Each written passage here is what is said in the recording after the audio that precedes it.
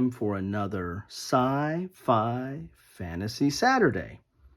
Today I'm going to take a trip down memory lane, back to the 80s, the good old days.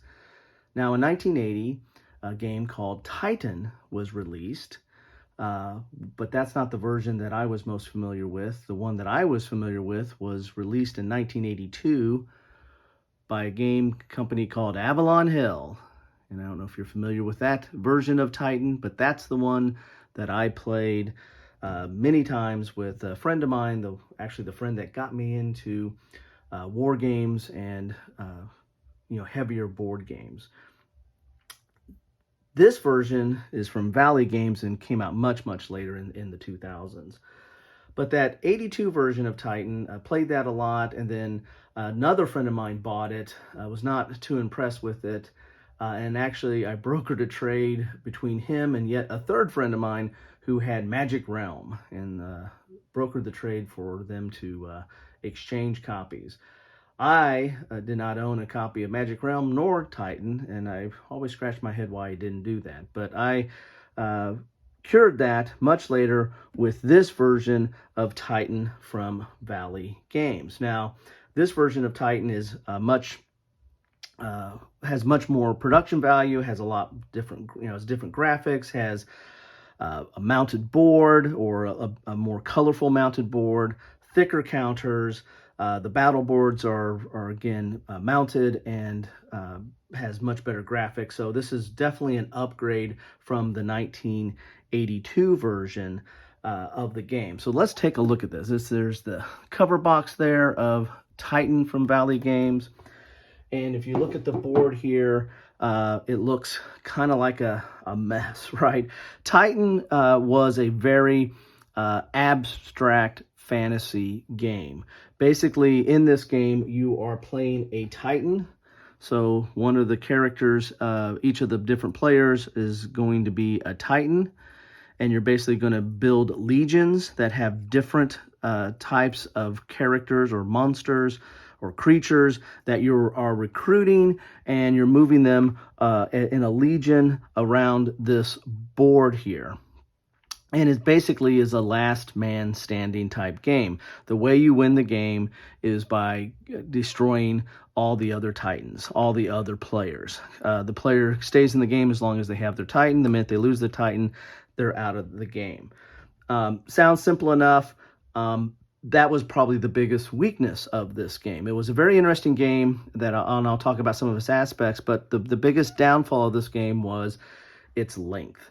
So you're running around this board trying to hunt down the other players, trying to build up forces and do battles, but it all came down to the only way you win is by taking out all the other Titans. So if it's a 2-player game, maybe not as long, but if it was a 3 or 4-player game or more, I mean, this was a slog. This would take as long as, any of your hex encounter type war games. It would really drag out that long. Now, there are rules that came in this edition to kind of slow that down and to, have a different, time length or shortened versions of Titan there, as you can see in this rule book here. So, because that was the biggest issue with this. Now, what did this bring to the table? This is 1982, mind you. This brought a little bit of an abstract feel to the game because you're moving your forces, and you'll have like a legion marker. Everybody would have, kind of have a legion marker on their forces or group of forces. You're moving it around this board, and there's, as you can see here, there's all these different types of terrain. And it's kind of it's a different kind of board. This is almost like a track or a maze of some sort that you're moving around and trying to engage the other forces. But as you're moving, you're trying to recruit forces or muster forces as you're moving along. So it had a very abstract strategic board here. But then once you have two forces engage, like if they were to engage in like this desert here, then you would go to your player boards here, or the battle boards here, and you would find the desert. And these are very nice battle boards here. The 82 version had just paper maps, but these are very thick basically almost mounted type boards, and they're dual-sided. So, you know, you have this marsh, you have swamp, jungle, brush, tundra, tower, desert. So this is, and then of course, woods, hills, mountains, and plains. Plains are the most wide open of there. So if you're going to battle on the desert, then you would put your forces, each of the two different legions that are fighting would put their forces on this board, and you have a tactical map. So you're going to have a tactical battle. And these are the type of creatures that are native to the desert. And then you would have, you know, kind of a battle track here.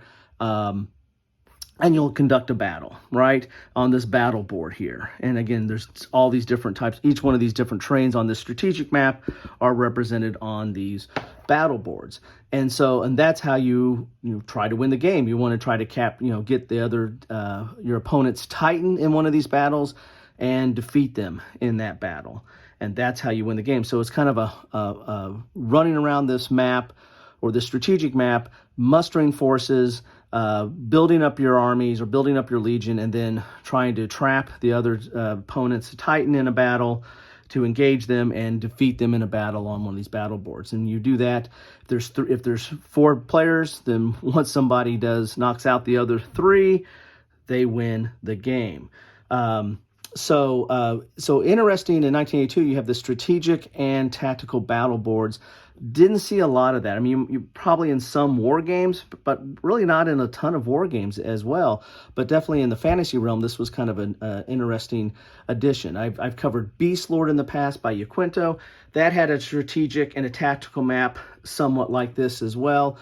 I can't remember which one came first. They probably came out close to the same time. Beast Lord might have came out a little bit earlier, but they didn't have these separate. The tactical map was just one big map, a hex map, and you would just land your forces on portions of that map that's closest to the terrain. This one had separately delineated, maps for the battle. So that was kind of a neat feature. So you're running around this map, and let's take a step out there. That's probably the most complicated thing about this game. The combat's not that complicated. How you muster is not that complicated. I'll talk about that.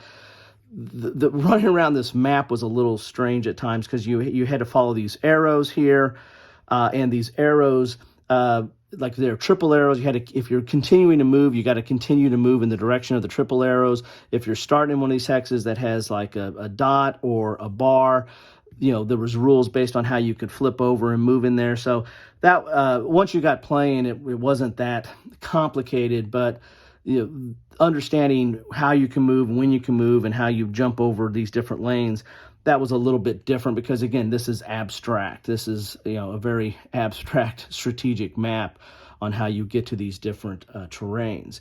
Now, how do you muster troops? That's a big component of this game. You have to build up troops in order to win the game, and you had these kind of muster charts here, which tell you that how many of a creature you have to have. So like here in the plains, let's look at the marsh down here. It says, 2 ogre. So you need to have 2 ogre before you get a troll. You need to have 2 trolls before you get a ranger. And this is, you have to go to a marsh to muster, ogres, trolls, and rangers.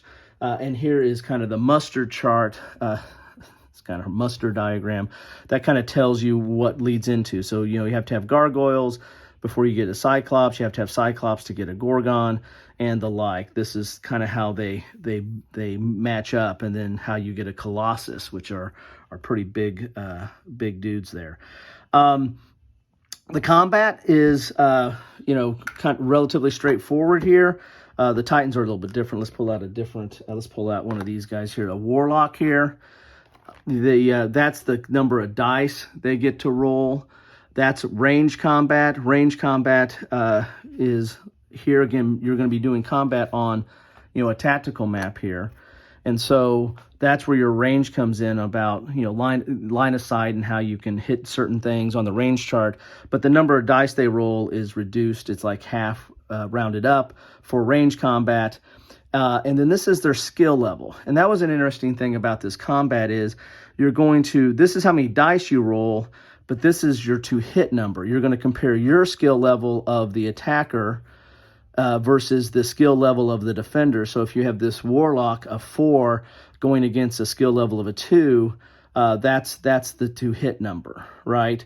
And so the lower the to hit number, the easier to hit something. So like a skill level 1 trying to hit a skill level 4, you've got to roll a 6. So harder to hit those type of creatures. So the skill level was an interesting factor because it was like two-faceted. You have the number of dice they roll, but you also have a skill level that's in there. So combat, again, wasn't that complicated, but it was interesting and further divided between movement on a strategic map for mustering and trying to engage, and then battle on a tactical map. And then the different creatures have some special aspects there. These were the counters that came in. This was, again, a much upgraded version of Titan. The Avalon Hill version was, had a mounted board for the strategic, but the battles were paper. And then, you had just, regular old Avalon Hill counters. These counters are a little bit, better quality, thick counters there. Some good graphics, as you can see there. So this, this has a special ability of flight there. I believe that's the case. But they're only one-sided because all your information you have there is your dice and then your skill level right there. So you have all the different counters in here. The dice are kind of interesting little dice there. But those are your combat dice. There were some other counters that you can keep track of, like hits and whatnot. Here, these little tiny little blood drops there. But that is the game. That's your counters there. You can keep track of muster points here, because at certain levels of that you reach on this track, you're going to be able to, this is like your scoreboard, so this is how you're getting points, but you can get your lords. That's how you get angels and archangels, and those are much more powerful creatures or characters that you're going to use in the game, but those are based on acquiring a certain point level during the game. But anyway, that is Titan, the game that originally came out. I can't remember the name of the publisher. It was Gorgon Master or something like that back in 80. As I said, 82, Avalon Hill got a hold of it. And then Valley Games came out with this later on. I can't remember the year that they came out with this. It was sometime in the 2000s, probably the early 2000s. I don't see a copyright on this, but here's your different character chart here. Your power factors. As you see, the angels and archangels are pretty powerful. You got your demi-lords. Then here's all your different creatures, and here's the different terrains that they are native to. Your strike chart. So 2008, there's the copyright I was looking for. So Valley Games came out with this version in 2008. So that's several years later after the last print of it in 82. So there you have it. This is Titan, the board game, kind of a blast from the past. For its time, relatively novel, abstracting the strategic board, but then having these individual battle boards here that were really kind of cool. Separating out different terrain that are unique to that location. Found that to be very interesting how they did that. The mustering system was kind of interesting, how you went around and build up your legions and your troops, and of course the board had, and the new version has all that information just right there on the chart. And then it also has, here off to the side here, you've got how you do the movement, whether it's a single arrow, triple arrow, a box, or a bar or a dot. How you do movement, whether you're continuing movement or starting movement there and the like. Again, that's out of all the things in this game, that's probably the thing that's a little bit not as intuitive as the other things in this game, but not that hard to figure out. So this was a game that I kind of feel was ahead of its time, but with the length of the game, does not age well. It soaks up a lot of your time once you get into it. So if you're playing a multiplayer game of this, anything over 3 players, even 3 could be a slog, but anything over 3 was going to be an all-day event unless you cut off the point limit or came up with some alternative rules to shorten the game, which the new rules have that. So there you have it. That's what I have for you today on Sci-Fi Fantasy Saturday. Did any of you ever play this one? The 80s version, that'd be kind of rare, but the 1980 version or the 1982 version or this game from Bally Games. Anybody love to, if you played that, I'd love to hear your comments on that. Love to know what you think about this. Loved, hate, thought it was too long and so stayed very, very far away from it. Just love to hear any thoughts you have on that. Anyway, that's what I have for you today. I hope you have a great rest of your day.